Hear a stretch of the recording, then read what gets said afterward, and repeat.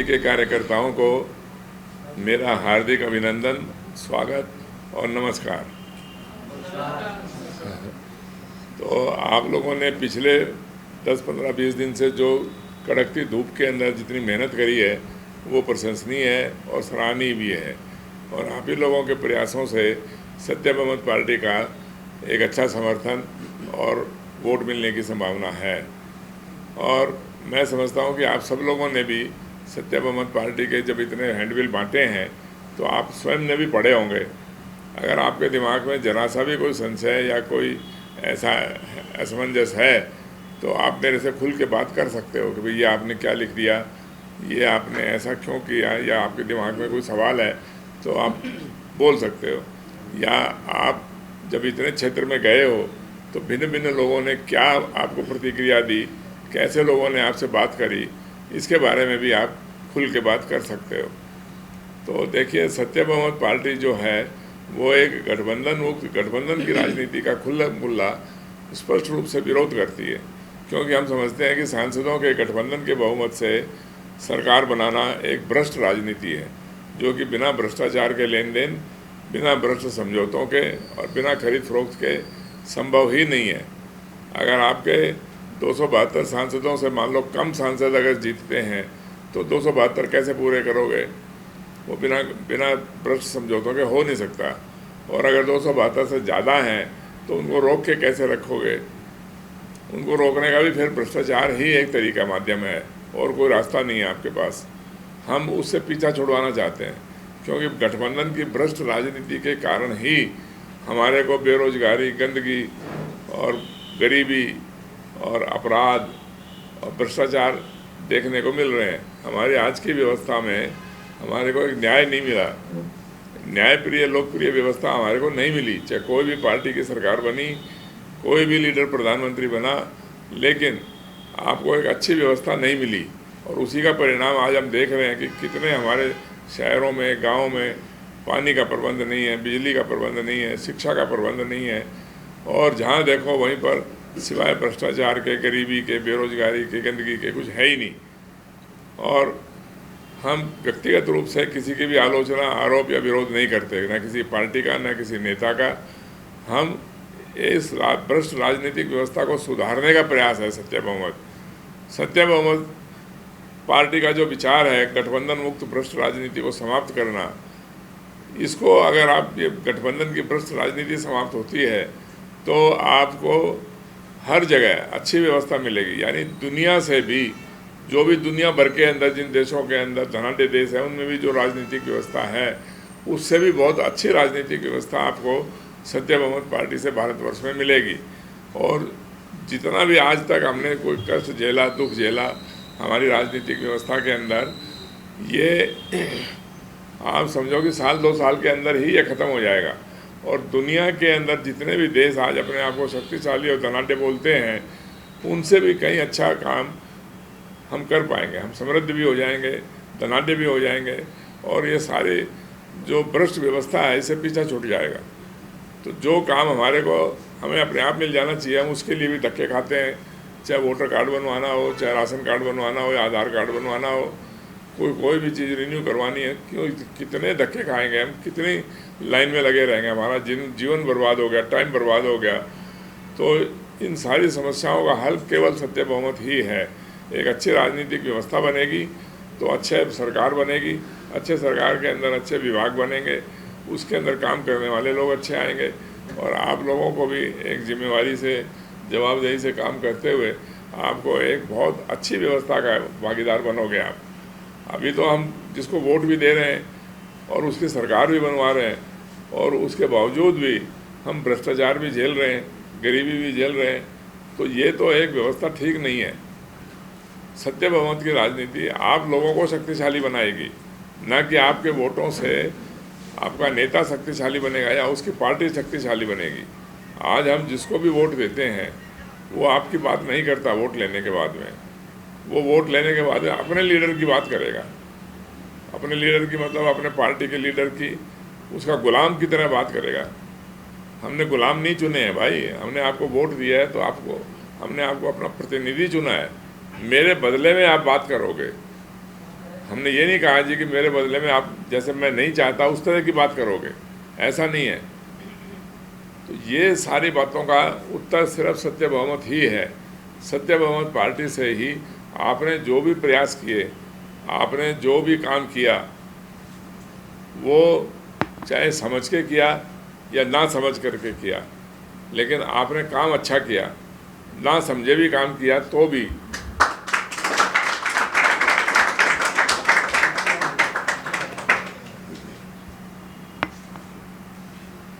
और जो दूसरी पार्टियों को आप वोट देते हो, समर्थन देते हो, वो जान समझ कर भी, समझ लो आप गलत ही कर रहे हो, भ्रमित होकर आप उनको वोट दे रहे हो, उससे आपकी व्यवस्था ठीक नहीं हुई।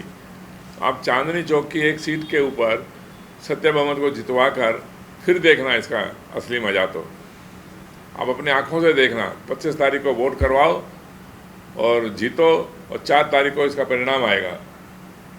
अब चलो, हम हार जीत का कोई ऐसा संकल्प नहीं ले रहे हैं, लेकिन जीते बिना तो देखिए कोई बात बनती नहीं है। हारने तो हार ही है, जीतने से ही सफलता मिलती है। तो जीतने के बाद इस पूरे देश की भ्रष्ट राजनीति में कैसे हड़कंप मचेगा, यह आप अपनी आंखों से देखना और बोलना लोगों को। लेकिन वोट देना इसको ज़रूरी है। अगर आप इतनी मेहनत करके या कुछ भी करके छोड़ देते हो इसको, तो फिर वो सारे काम फिर बेकार हैं। और उसके बावजूद भी, इसके बाद भी, इस चुनाव के बाद, परिणाम के पश्चात भी आपको लगातार इसके ऊपर लगे रहना पड़ेगा। जब तक जीवन है, जब तक ये व्यवस्था, भ्रष्ट राजनीतिक व्यवस्था ठीक नहीं हो जाती, यानी सरकार जब तक सत्य बहुमत की राजनीति से नहीं बन जाती, हमारे को इसके ऊपर संघर्ष करना पड़ेगा, प्रयासरत रहना पड़ेगा लगातार इसके ऊपर। और सत्य बहुमत को स्थापित करने के लिए हमें सक्रिय और गंभीरता से प्रयास करने पड़ेंगे, क्योंकि इसके बिना कोई रास्ता हमारे पास नहीं है। और हमारे बच्चों का, हमारे बुजुर्गों का, हमारे जैसे साथियों का क्या भविष्य है इस देश के अंदर, आप ये बताइए।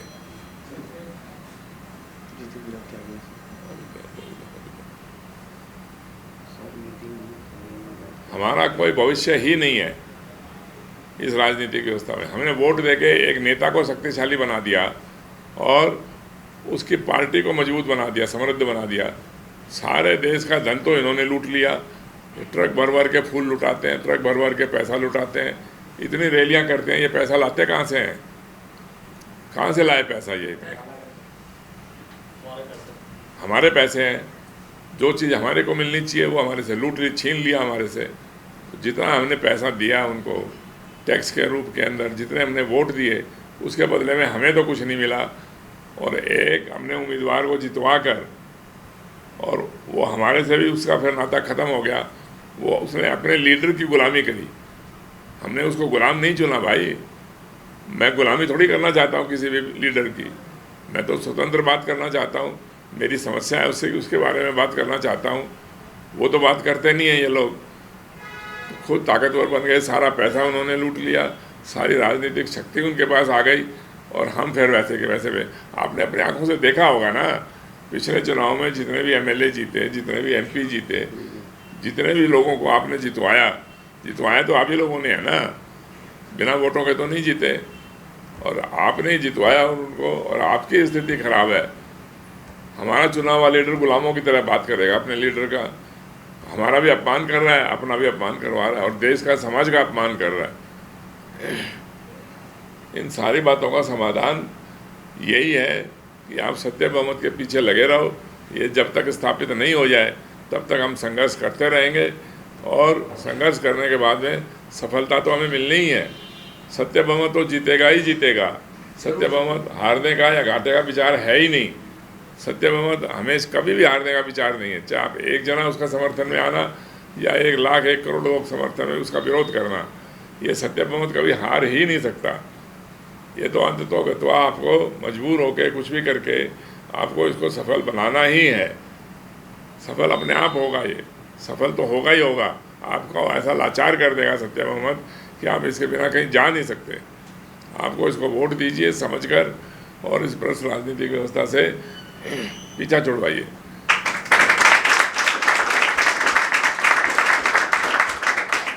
तो आप लोगों को सबको फिर धन्यवाद देते हुए मैं आप भविष्य के लिए तैयार करने की कोशिश करूँगा कि भाई आप भविष्य के अंदर भी इसके साथ लगे रहना, और जब तक हम इसका संघर्ष पूरा करके इसको अच्छे से सफल नहीं बना देते हैं सत्य बहुमत को, तब तक हम इसको एक सेना के रूप के अंदर संघर्ष करते रहेंगे।